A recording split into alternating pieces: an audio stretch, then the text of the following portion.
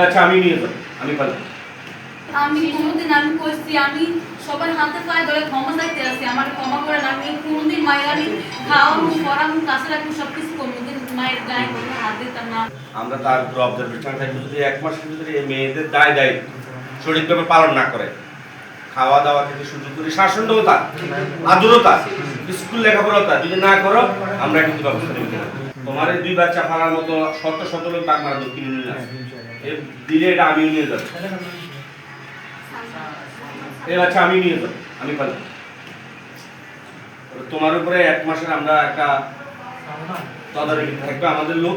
যদি মেয়েদের সাথে কোনো অন্য মা তোমার এই মেয়েদের সাথে যে আচরণ করো, তাদের সাথে যদি একটু বেশকম করো, তোমার বিরুদ্ধে কিন্তু আমরা অ্যাকশন নেব। রূপসা গ্রামে প্রবাসী সোহাগীর মেয়ে সামিয়া আক্তারকে তার সৎ মা নির্যাতনের করার পরে সে তার মৃত মায়ের কবরে গিয়ে কান্নাকাটি করার একটি ভিডিও ভাইরাল হওয়ার প্রেক্ষিতে সোশ্যাল মিডিয়া ভাইরাল হওয়ার কারণে এটা প্রশাসনের সহ এলাকার বিশাল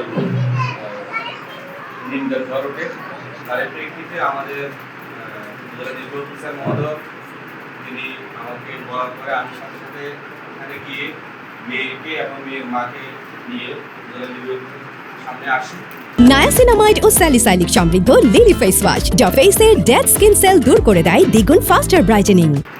অনেক আলোচনা করে আমরা ঘটনার সত্যতা পাই।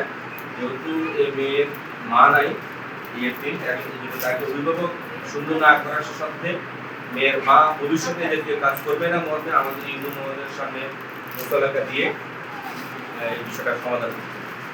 এবং এখানে আমাদের জেলা নির্বাহী মহোদয়, আমাদের থানার ইনচার্জ এবং জেলা মহিলা বিষয় কর্মকর্তা, ইউনিয়ন কর্মকর্তা, আমাদের মাধ্যমিক শিক্ষা অফিসার এবং মৎস্য অফিসার সহ এলাকার অনেক গণ্যমান্য ব্যক্তিগণ ছিলেন। সকলের সামনে মেয়ের মা আয়েশা আক্তার ভবিষ্যতে যে কাজ করবে না মদের মুসলাকা দেওয়ার কারণে